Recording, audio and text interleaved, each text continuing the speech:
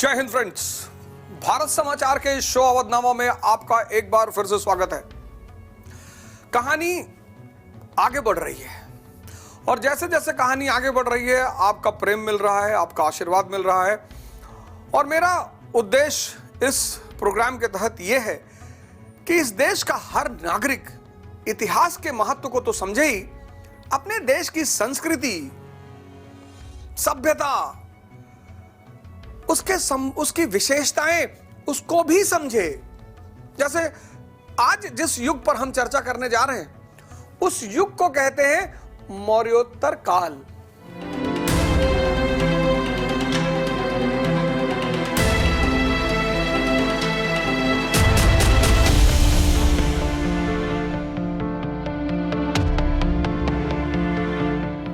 आपको बचपन से कुछ बातें बताई गई होंगी, कुछ ऐसी चीजें बताई गई होंगी जो आपको हमेशा से स्ट्राइक करती रहती होंगी कि ऐसा क्यों है, हम भारत के लोग क्यों विदेशियों का शिकार होते हैं, क्यों कोई भी उठकर देश में आता है और हमें पीट के चला जाता है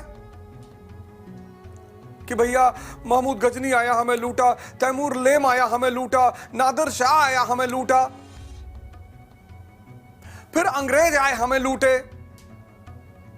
आपको ये चीजें विचलित नहीं करती कि ऐसी कौन सी दिक्कत है भैया कि हम बार बार लूटे जाते हैं, हम बार बार मारे जाते हैं। तो जो आदमी बार बार हार रहा है वो कहीं एक विशेष गलती कर रहा है, बहुत विशेष। और वो गलती ये कर रहा है जो कि हम आम तौर पर करते हैं, अपनी कमियों को देखने के बजाय वो दूसरे पे नजर डाल रहा है। खुद को अगर ताकतवर बनाना है तो अपनी कमियों पे नजर डालना है, अपनी कमियों पर। अपनी बदबू और अपनी कमी खुद को नहीं दिखाई पड़ती। इसीलिए इस सभ्यता ने, इस संस्कृति ने गुरु को बड़ा महत्व दिया। गुरु मतलब वो आदमी जो तुम्हारी बुराई ना करे, तुम्हें बता दे। और गुरु कोई भी हो सकता है। तो इस प्रोग्राम का एक मूल स्लोगन है जो मैं हर प्रोग्राम में कहता हूं, पढ़ो क्योंकि सीखना है, सीखो क्योंकि समझना है, समझो क्योंकि उन्नति करना है। और इसी नारे के साथ हम सब भारतवासी आगे बढ़ते हैं। मौर्योत्तर काल में एक बड़ी अजीब सी घटना घटी। एक स्त्री, खूबसूरत स्त्री, खूबसूरत 30 साल की युवा स्त्री, विश्व सुंदरी और 2 लाख करोड़ की मालकिन। अब ये सारी बात अपने मन में डालिए, एकदम पिक्चर बनाइए। स्त्री, विश्व सुंदरी, पहली बात तो स्त्री, दूसरा विश्व सुंदरी और तीसरा 2 लाख करोड़ की मालकिन।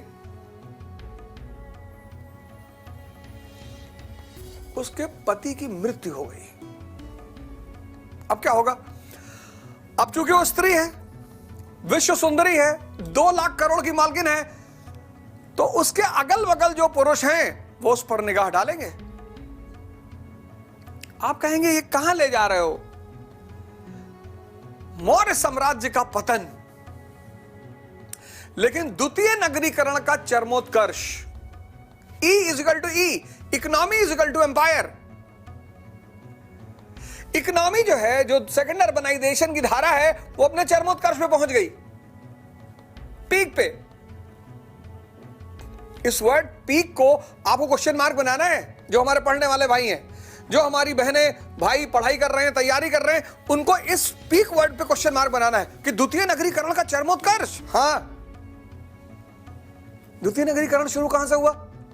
6th सेंचुरी BC से। रिकॉल करो, उसको बढ़ावा कहां मिला? मौर्य काल में। वो चरमोत्कर्ष पे कब पहुंचा? मौर्योत्तर काल में। द्वितीय नगरीकरण का चरमोत्कर्ष कैसे?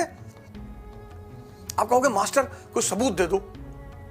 पहला सबूत, मुद्रा अर्थव्यवस्था का सुदृढ़ीकरण। मुद्रा अर्थव्यवस्था और मजबूत हुई। एग्जाम्पल, सोने के सिक्कों की सूचना। हिंद यवनों ने सर्वप्रथम सोने के सिक्के चलाए। हिंद यवन इंडो ग्रीक्स। और सबसे शुद्ध सोने के सिक्के किसके हैं? कुषाण के। नगरों की संख्या असीम, शहर असीम, गिल्ड व्यवस्था शक्तिशाली। तो सेकंड अर्बनाइजेशन का चरमोत्कर्ष। लेकिन साम्राज्य का पतन। तो स्त्री 30 वर्ष की, विश्व सुंदरी 2 लाख करोड़ की मालकिन, पति की मृत्यु। और यहीं पर आप देखेंगे विदेशी आक्रमण की शुरुआत। पहले कौन आया? हिंद यमन आए। इनका सबसे प्रसिद्ध राजा है डेमेट्रियस और मिनेंडर। फिर शक आए, और शक जब आए तो भारतीय संस्कृति का वर्णन कर रहे हैं। क्वेश्चन मार्क लगाना है, क्यों, कैसे? रुद्रदामन। सबसे प्रसिद्ध शक राजा कौन है? रुद्रदामन। तीसरा पार्थियन, एक राजा है गोंदोफेरनेस, बहुत ज्यादा नहीं। और चौथा है कुषाण। ऐसा नहीं है कि ये पहली बार हो रहा है, इससे पहले नहीं हुआ है, हुआ है, इसके बाद नहीं होगा, हुआ है। आप देखो भारत का इतिहास उठाकर, शक, कुषाण, हूण, तुर्क, मंगोल, मुगल, अफगानी और आज आतंकवादी। क्यों क्यों हम हारते हैं? क्यों हम मारे जाते हैं? क्यों हम पीटे जाते हैं? क्यों हम गुलाम होते हैं? समृद्धि के साथ अगर कमजोरी है तो समृद्धि बहुत दिन नहीं चलेगी। Prosperity cannot survive with weakness. यह जीवन का अहम सिद्धांत है। Prosperity cannot survive with weakness. एक आदमी 100 करोड़ रुपए का बैग लेकर शहर के चौराहे पर बैठा है। हर 5 मिनट बाद पैसा बैग से निकालता है, फिर बैग में रखता है। उस आदमी का जो भार है वो 20 किलो है। पैरालिसिस है, आंख से कम दिखाई पड़ता है। कितनी देर जीवित रहेगा भगवान जाने, कितनी देर जीवित रहेगा। लेकिन prosperity can not survive with weakness. Bharat क्या है? सोने की चिड़िया। तो जब भी भारत कमजोर होगा, सिर्फ राजनीतिक नहीं, सिर्फ राजनीतिक नहीं, किसी भी राष्ट्र की, किसी भी परिवार की जो सबसे बड़ी ताकत है वो है सामाजिक। किया तो था वियतनाम पर हमला अमेरिका ने। दुनिया के सबसे ताकतवर मुल्क ने दुनिया के सबसे कमजोर मुल्क पर हमला किया और अमेरिका को रोकर वापस जाना पड़ा। पढ़ाऊंगा जब विश्व इतिहास की झलक आपके सामने प्रस्तुत करूंगा, इस कहानी को जरूर पढ़ाऊंगा। राजनीतिक नहीं, सामाजिक। देखो आज देश की दशा। आज इस देश में इतिहास पर बोलना गुनाह है। कोई कहता है मौलाना अवध ओझा, कोई कहता है अंबेडकर अवध ओझा, कोई कहता है परशुराम अवध ओझा। यहां तो हिस्ट्री इतना बट गई है, अब भारत का इतिहास नहीं रहा है इस देश में। अब ब्राह्मणों का इतिहास है, दलितों का इतिहास है, मुसलमानों का इतिहास है, हिंदुओं का इतिहास है।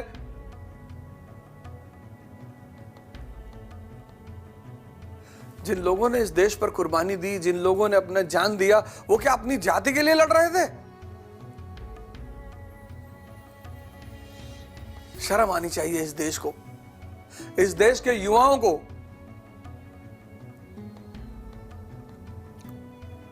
जातिवाद किस काल में पैदा हुआ, कब पैदा हुआ, क्यों पैदा हुआ, पहले इसको समझो तो। आज भारत में भारत का इतिहास सिर्फ नहीं है, आज भारत में विभिन्न वर्ग का इतिहास है। आप YouTube चैनल खोलो, उठाकर देखो, आप YouTube चैनल उठा के देखो,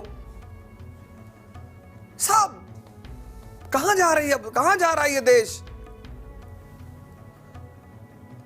फिर कमजोर हो रहा है। मैं आपको याद दिला रहा हूं, फिर कमजोर हो रहा है। इसीलिए मैं अपने कक्षाओं में जब इतिहास पढ़ाता हूं और इन चीजों पे व्यंग करता हूं, बड़े नाराज होते हैं लोग मेरे ऊपर। मैं व्यंग करता हूं, सब पे करता हूं, ब्राह्मणों पे करता हूं, क्षत्रियों पे करता हूं, मुसलमानों पे करता हूं, सब पे करता हूं। बड़ा भैया ब्राह्मणों को बोल दिया, भैया क्षत्रियों को बोल दिया। भैया इस देश को बचाना सबसे पहला दायित्व है।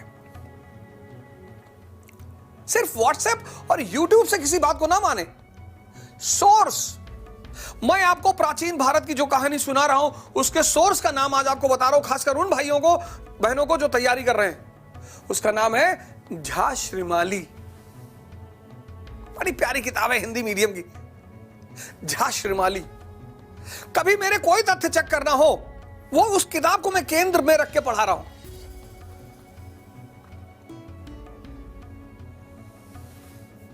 विदेशी आक्रमण,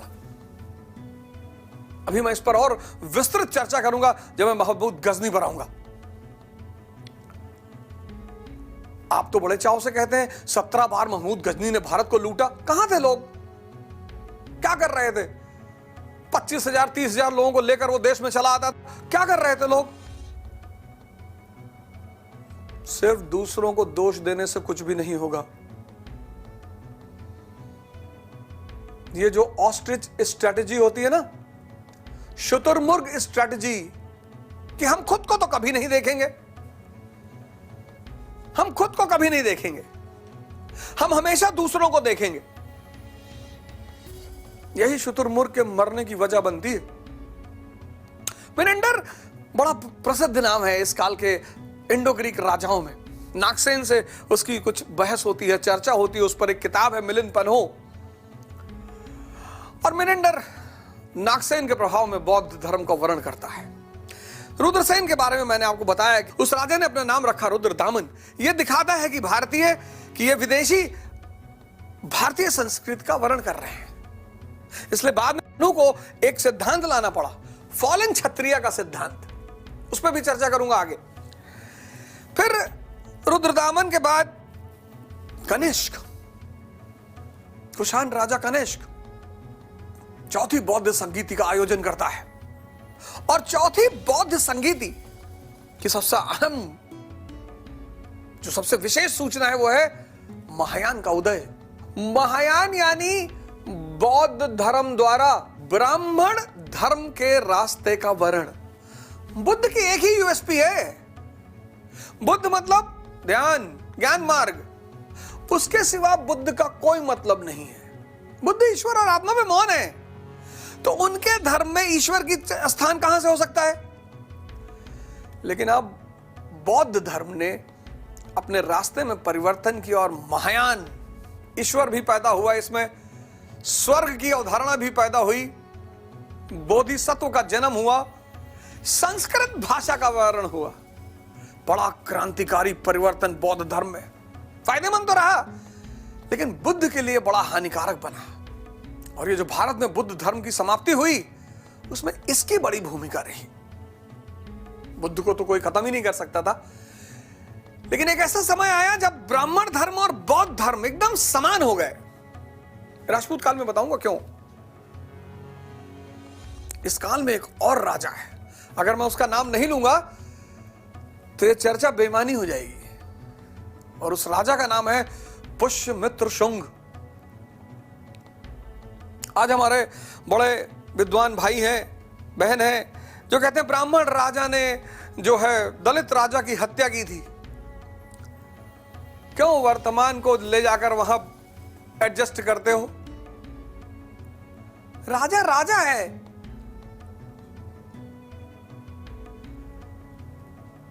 राजा राजा है। राजा की कोई जाति होती है? राजा को कोई धर्म होता है? धर्म, जाति, क्षेत्र ये भिखमंगों का होता है। राजा राजा इन सबसे बहुत ऊपर है।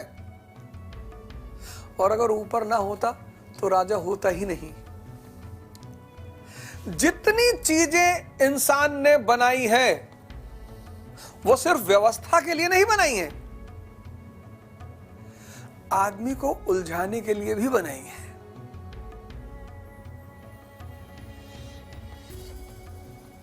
फिर से इस लाइन को रिपीट करूंगा, गौर करिएगा इस लाइन पे कि जितनी चीजें इंसान ने बनाई है वो सिर्फ व्यवस्था के लिए नहीं बनाई है, उलझाने के लिए भी बनाई है। और जो शाही वर्ग है, एरिस्टोक्रेसी, मैं बार बार कहता हूं दुनिया में सिर्फ दो ही लोग हैं, एक आम आदमी, एक एरिस्टोक्रेसी। एरिस्टोक्रेसी कितनी? 2%। उसके पास क्या है? समझदारी। पुष्यमित्र शुंग ने अंतिम मौर्य सम्राट बृहद्रथ की हत्या की। विदेशी आक्रमण हो रहे हैं,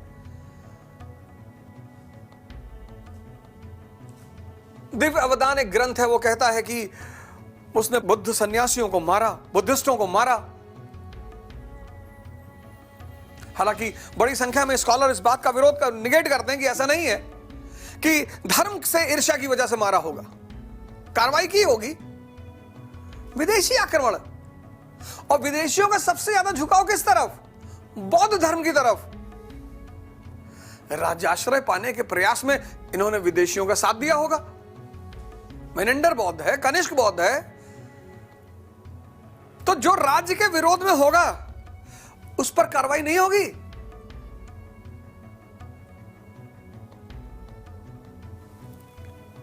धर्म से जोड़कर विवेचना ना करें।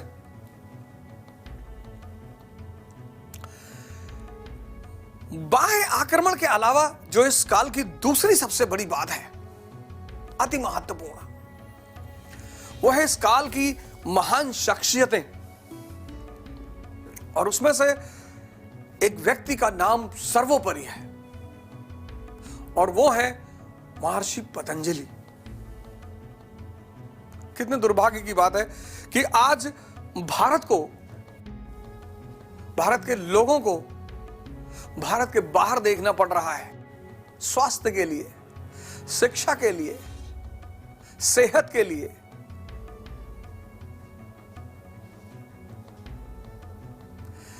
इस देश में अगर इस देश का युवा सिर्फ 3 लोगों पर ध्यान लगा दे, बस 3, तो भी उसे महान बनने से कोई नहीं रोक सकता। बस 3। पहला, बुद्ध। दूसरा, श्री राम। भगवान बुद्ध किस रास्ते के संचालक हैं? सन्यास, मध्यम मार्गी। भगवान राम, संघर्ष, कि जीवन का मतलब संघर्ष।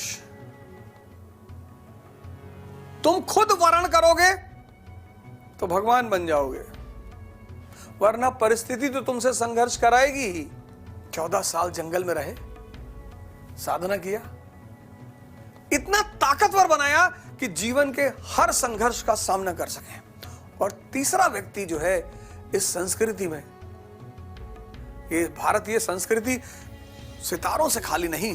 कभी कभी लगता है कि यार बेईमानी तो नहीं कर रहे हैं,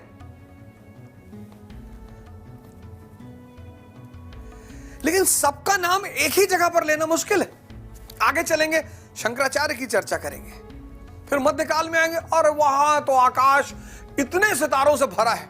महर्षि पतंजलि महामानव निर्मित करने का सिद्धांत बताते हैं, महामानव। हालांकि इतिहासकार इनको पुष्यमित्र शुंग के दरबार से जोड़ते हैं, कहते हैं कि पुष्यमित्र शुंग ने जो अश्वमेध किए उसमें पुरोहित यही थे। इनकी सबसे बड़ी बात, इनको ब्राह्मण धर्म से जोड़ा जाता है, ब्राह्मणों से जोड़ा जाता है। ईश्वर पे मौन है। 4 शब्द बार बार दोहराते हैं, 4। सुषुप्ति, स्वप्न, जागृत और तुरी। 4 शब्द, फिर से बोलूंगा, 4 ही शब्द दोहराते हैं, बस 4।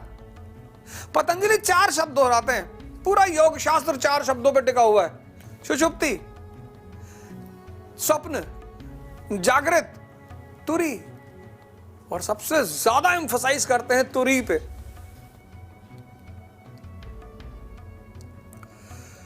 आज हमारे यहां जिस तरह के जिस तरह का समाज चल रहा है, जिस तरह का देश की दशा है,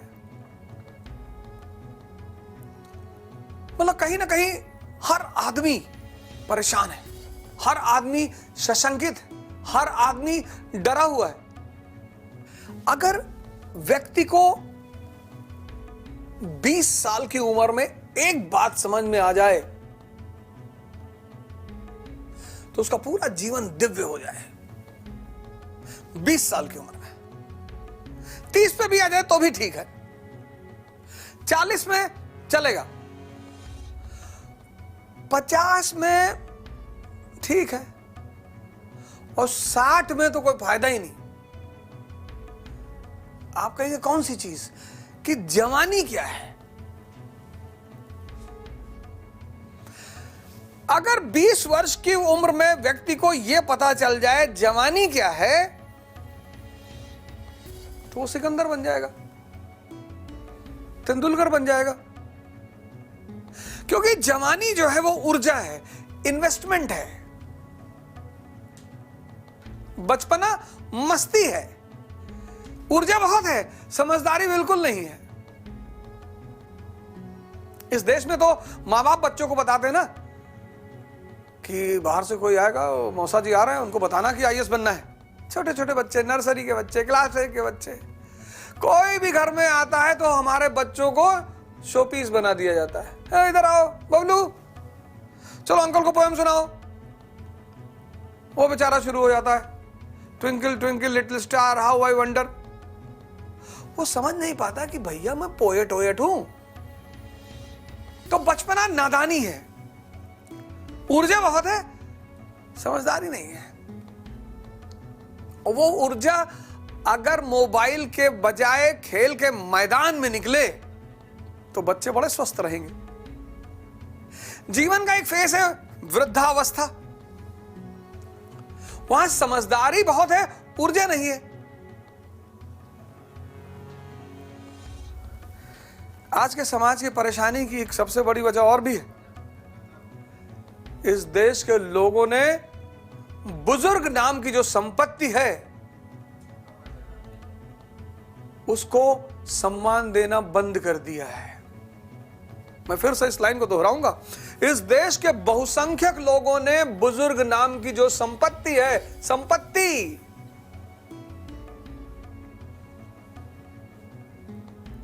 वृद्ध के पास क्या है? अनुभव जीवन का। वो अनुभव किसी किताब में नहीं है।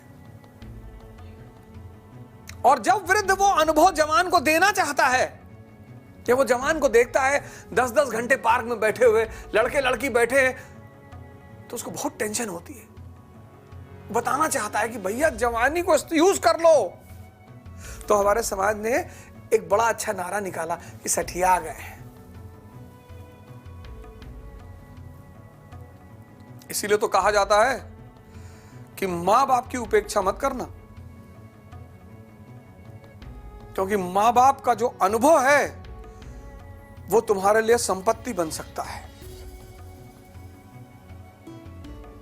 मैं इस देश के हर युवा से अपील करूंगा कि अपने मां बाप को हमेशा अपने विश्वास में रखें। किसी भी मुद्दे पर आप कभी मात नहीं खाएंगे। और आपके जो घर के बुजुर्ग हैं उनका सम्मान करें, उनके साथ बैठें। उनके जीवन की जो अनुभव धारा है स्वर्णिम, बहुत कुछ सिखाएगी आपको। तो बचपन में कुछ कर नहीं सकते क्योंकि समझदारी नहीं है, बुढ़ापे में कुछ होगा नहीं क्योंकि ऊर्जा नहीं है, तो बचा क्या? जवानी। जवानी इन्वेस्टमेंट है, और उस इन्वेस्टमेंट को ताकतवर बनाने के लिए government bond, RBI bond, RBI bond, RBI sum assured guaranteed return, market link नहीं, सम एश्योर्ड गारंटी रिटर्न। ये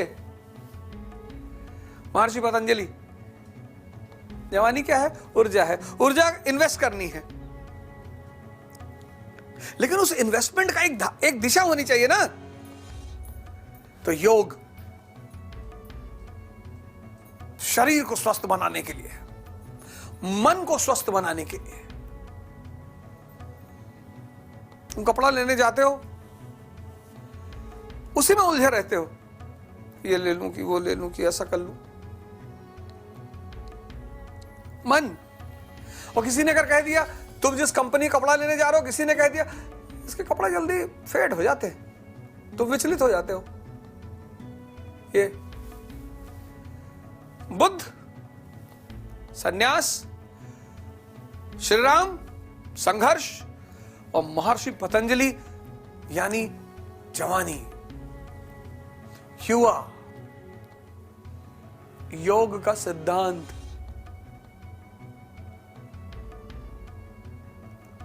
मैं बाबा रामदेव जी को इस मंच से बड़ा शुक्रिया कहना चाहूंगा कि कम से कम उन्होंने योग को एक विश्व स्तरीय चीज बनाया। बड़ा योगदान, ये देश उनका ऋणी रहेगा कि उन्होंने इस योग परंपरा को आगे बढ़ाया और लोगों को अवगत कराया। और मैं इस देश के हर व्यक्ति से अपील करूंगा कि एक बार इस व्यक्ति को जरूर पढ़ें। आप ताकत है आपके पास, उस ताकत को एक उचित दिशा देनी है। और उचित दिशा देगा कौन? आपका मन, आपकी शरीर, और वो आपके कब्जे में होनी चाहिए। जब सिविल सर्विस की कोचिंग में आते हैं लड़के, बहुसंख्यक लड़कों को मैं देखता हूं, वो ऑप्शनल का चयन नहीं कर पाते। 2 महीना, 3 महीना, 4 महीना, 8 महीना, 10 महीना ऑप्शनल सबसे पूछते हैं। महत्वाकांक्षा मतलब खतरा। आप जीवन में यह डिसाइड कर लो कि आपको नौकरी चाहिए या आपकी महत्वाकांक्षा चाहिए। अगर आप नौकरी ढूंढ रहे हैं, नौकरी आप कोई भी कर सकते हैं।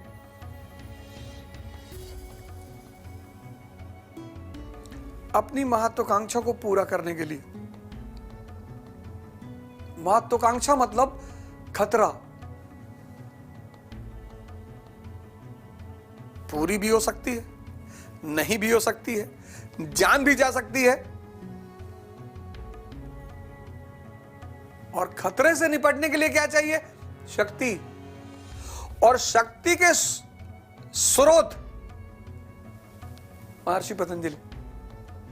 हम बहुत ज्यादा महर्षि पतंजलि पर चर्चा यहां नहीं कर पाएंगे, लेकिन मैं आपसे निवेदन करूंगा कि आप इनके बारे में अध्ययन जरूर करें। जवानी को कैसे कन्वर्ट करना है, यूजफुल बनाना है, उपयोगी बनाना है और यूज करना है खुद के लिए।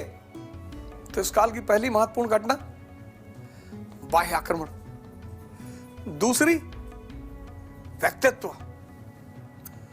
और उसमें सबसे महान व्यक्ति महर्षि पतंजलि। तीसरा इस काल में जो डेवलपमेंट है वो कला और स्थापत्य, आर्ट एंड आर्किटेक्चर। आप किसी सामान्य व्यक्ति के घर जाएंगे तो उसका भी एक ड्राइंग रूम होगा। उस ड्राइंग रूम में भी एक सीनरी लगी होगी, भले वो 50 रुपए की हो। आप कभी भीमबेटक जाएं, भोपाल, भीमबेटक की गुफाएं, पाषाण काल का व्यक्ति, कला मतलब मनो अभिव्यक्ति।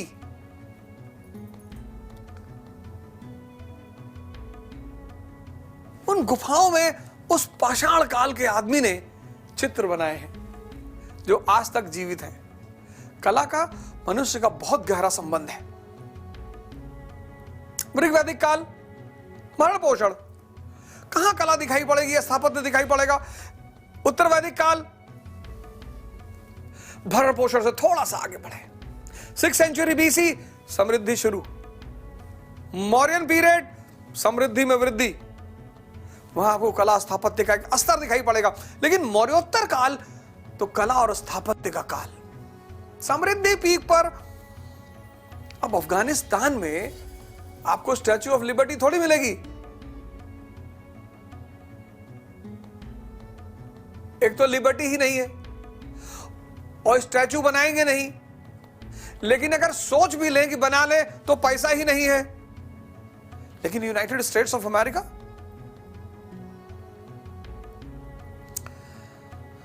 अमरावती कला,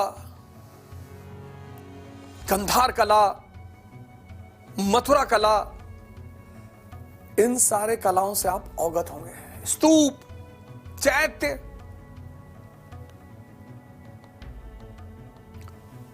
और कला और स्थापत्य का संबंध किससे? सिर्फ धर्म से नहीं है, उस पर्टिकुलर काल के दर्शन से है।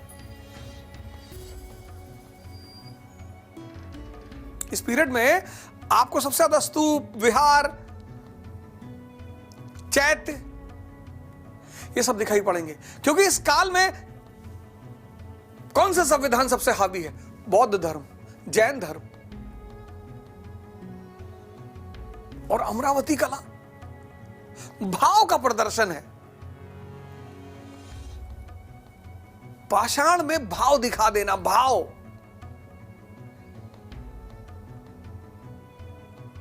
तराश के मूर्ति कुछ बना देना वो एक अलग चीज है, उस मूर्ति में भाव का प्रदर्शन करना। एक फोटो है जिसमें बुद्ध के सामने वो हाथी छोड़ा गया पागल, और लोग अपनी खिड़कियों से झांक रहे हैं, और उन लोगों के चेहरे पर भय के भाव हैं।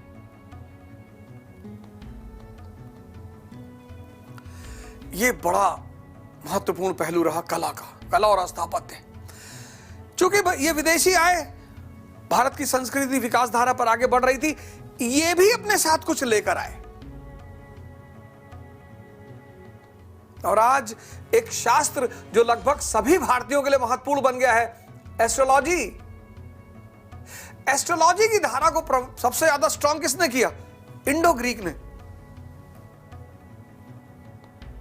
इंडो ग्रीक, हां, क्योंकि इंडो ग्रीक का सबसे बड़ा योगदान है एस्ट्रोनॉमी में। क्यों एस्ट्रोनॉमी में उन्होंने इतना काम किया? ट्रैवल करना है ना, आज दिशा सूचक यंत्र है, तब आसमान दिशा दिखाने का काम करता था। जैसे पोल स्टार है, वो उत्तर में ही निकलता है, नॉर्थ में ही निकलता है। ग्रीकों का सबसे अहम योगदान रहा एस्ट्रोनॉमी में। इसलिए महाभारत कहता है सर्वज्ञ यवन। गार्गी कहती है, गार्गी संहिता कहती है कि यवन जो है, ये विदेशी जो हैं तो बर्बर, लेकिन एस्ट्रोनॉमी के क्षेत्र में इनके योगदान सराहनीय। वारामीर कहते हैं कि एस्ट्रोनॉमी के क्षेत्र में यवनों का ज्ञान हमारे ऋषियों के बराबर है। आज जिसको आप होरा शास्त्र कहते हैं ना, कुंडली, वो होरोस्कोप से बनी है। तो मौर्योत्तर काल से जो हमने सीखा, चार चीजें आपको इस काल पर ध्यान देनी। पहला, विदेशी आक्रमण, और सिर्फ ध्यान नहीं देना, फ्यूचर के लिए अवगत भी होना है, सीखना है। हम आज भी खतरे से गुजर रहे हैं। फिर समाज भारत का टूट रहा है। व्यवस्था का विरोध करिए, कुप्रथा का विरोध करिए, अंधविश्वास का विरोध करिए, व्यक्ति का विरोध।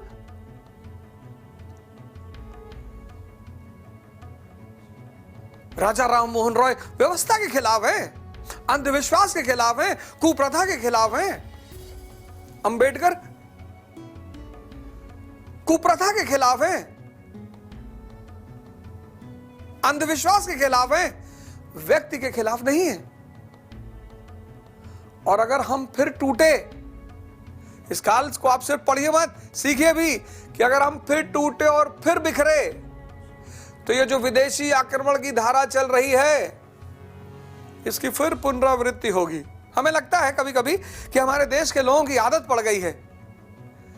75 साल अमृत महोत्सव मनाया तो दुख भी हो रहा है कि यार कोई आया ही नहीं बाहर से, यार हमारे ऊपर आक्रमण ही नहीं हो रहा है, हम पर कब्जा ही नहीं हो रहा है। सीखिए अपने इतिहास से।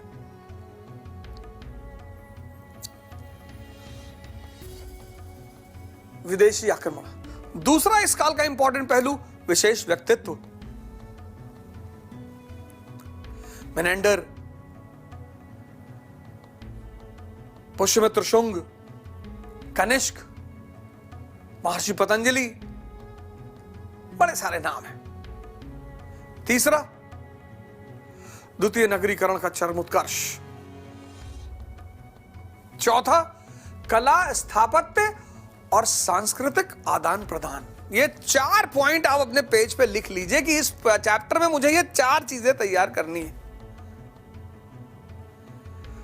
और जो हमारे मित्र इस शो को इसलिए देखते हैं कि उन्हें परीक्षा नहीं देनी लेकिन इतिहास को अपना गुरु बनाना है, उनके लिए संदेश यह है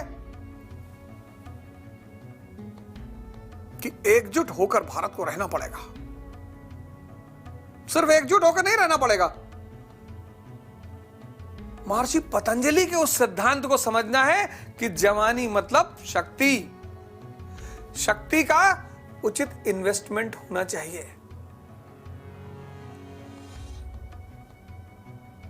सोलह साल से तेंदुलकर साहब ने खेलना शुरू किया, 40 साल में क्रिकेट के भगवान बन गए।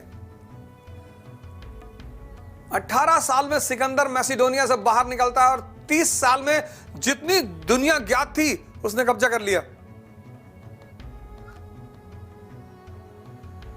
यहां 22 साल में लोग डिप्रेशन का शिकार हैं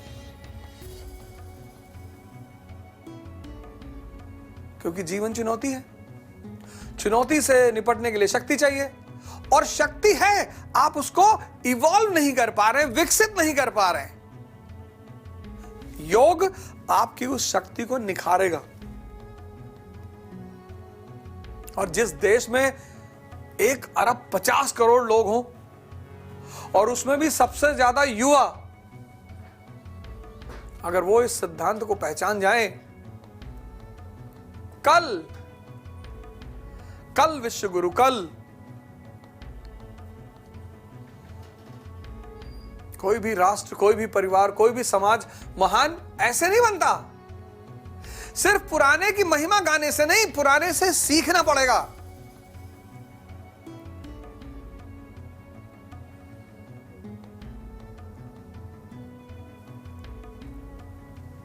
पुराने से सीखना पड़ेगा। इस काल में शहरी जीवन इतने उच्चतम स्तर पे पहुंच गया, इस पॉइंट को तो मैं आपको बताना ही भूल गया।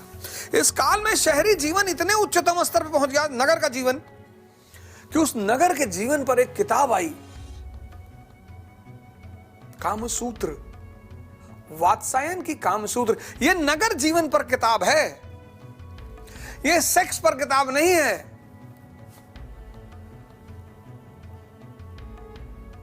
ये शहरी जो जीवन है, शहर, उसके जीवन पर यह किताब है। उसमें एक चैप्टर है एरोटिक्स, कामसूत्र। भारत में इस शब्द को सुनकर ही बहुत लोग मुस्कुराने लगते हैं। ऐसा लगता है कि ये कामसूत्र नहीं है, जीवन सूत्र है। जीवन सूत्र तो है, उसका इनकार नहीं, लेकिन वो इसलिए नहीं हंसते कि वो जीवन सूत्र है। काम शब्द का जो सामान्य अर्थ है वो है एंजॉयमेंट, आनंद, सुख।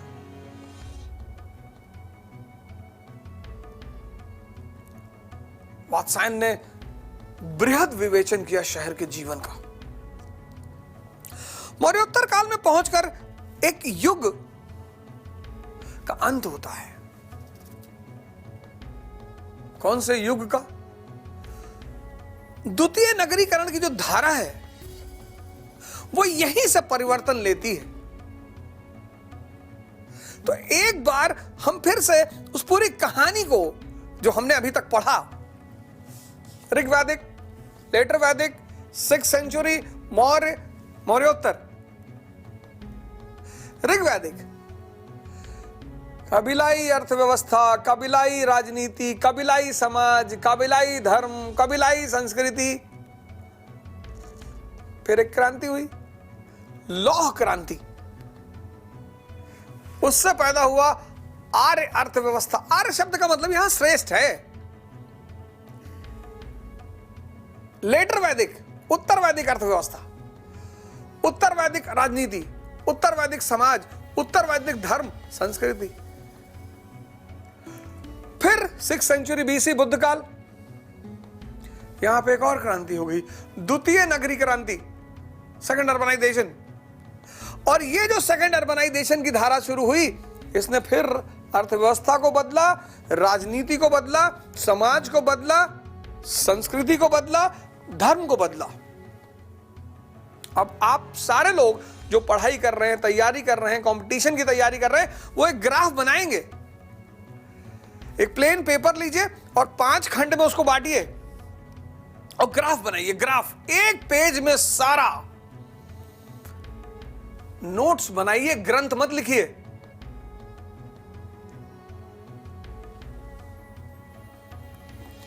इस देश में तो पक्षी और जानवर समझदार रहे हैं। एक पंडित जी के पास एक तोता था। तो उस मोहल्ले में, एक पंडित जी के मोहल्ले में एक आदमी था, बड़ा बदतमीज था। तोते को बड़ा उल्टा सीधा बोलता था। तो एक दिन वो आदमी जब तोते के बगल से निकला उल्टा सीधा बोलते हुए, तो उस तोते ने भी पलट के गाली दी। बहुत उल्टा सीधा भला बुरा कहा उस आदमी को। उस आदमी ने जाके पंडित जी से कहा यार तुम्हारा तोता बहुत बदतमीज है यार, और बहुत गाली दिया, बहुत भद्दी भद्दी बातें हमको कहा। ये पंडित जी ने तोते को बहुत मारा। दूसरे दिन जब वो आदमी तोते के बगल से गुजरा, तोता कुछ बोला तो नहीं, लेकिन जब वो आदमी थोड़ा दूर आगे निकलकर और पलटकर देखा तो तोता मुस्कुरा रहा था।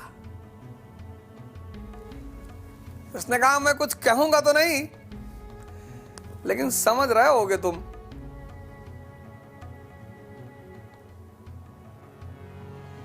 समझना, तोतों में समझ है। तोतों में ग्रंथ मत बनाया करो नोट्स में। मैंने कई जगह देखा लोग ग्रंथ बनाते हैं, किताब सामने रख के फिर सब कुछ नोट करते रहते हैं। नहीं, ये नहीं करना है। यहां नोट करना है, यहां बाहर सिनॉप्सिस बनानी है।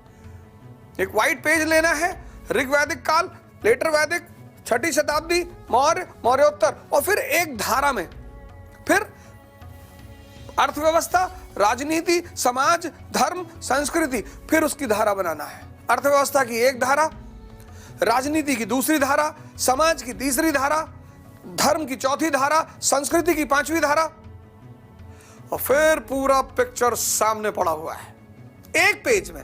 और उस पेज का फोटो खींचकर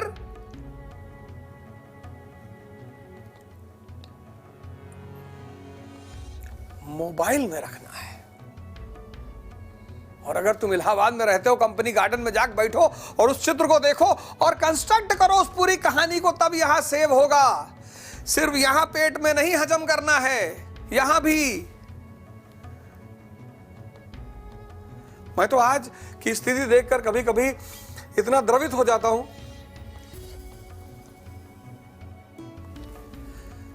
कि सोचने की क्षमता ही मरती जा रही।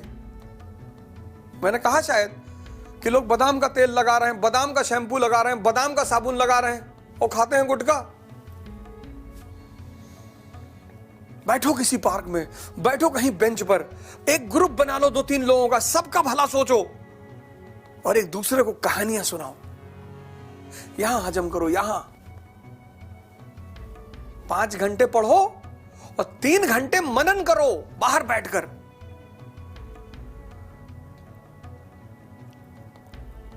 घर के छत पे चले आओ, किसी पार्क में चले आओ, गोमती रिवर फ्रंट पे लखनऊ में बैठे हो तो बैठ जाओ, मनन करो। मनन की धारा को फिर से जिंदा करो। शुरू में तुम्हें दर्द होगा थोड़ा सा, कोई बात नहीं, मां बाप को भगवान मान लो। दुनिया में बस मां बाप ही एक ऐसे हैं जो चाहते हैं कि मेरा बच्चा मुझसे बड़ा हो जाए। और बुजुर्गों का सम्मान करो, टाइम दो, बैठो उनके पास 5 मिनट। मैं आपसे बताता हूं कि मेरी आदत थी, मैं नाना के यहां जाता था तो जो हमारे गांव में बुजुर्ग लोग थे वो बड़ी बड़ी बातें करते थे।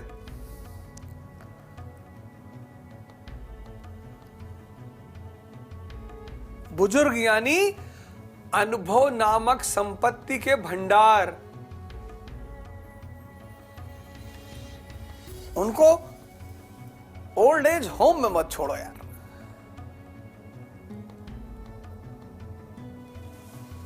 उस संपत्ति का इस्तेमाल करो। बोलते हैं ना, बोलने दो, क्योंकि वो उस दौर से गुजरे हैं।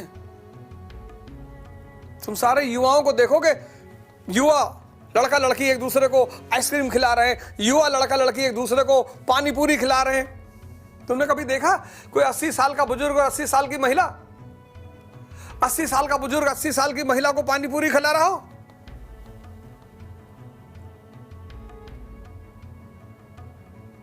तो बुजुर्गों को समझ में आया कि यार गलती हो गई, लेकिन टाइम निकल चुका है। तो महर्षि पतंजलि को आदर्श बनाओ और यह सीखो कि जवानी का इस्तेमाल कहां करना है।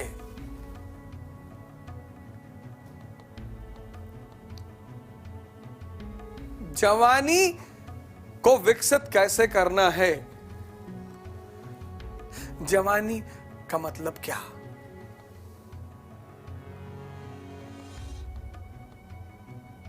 आज के इस शो में बस इतना ही।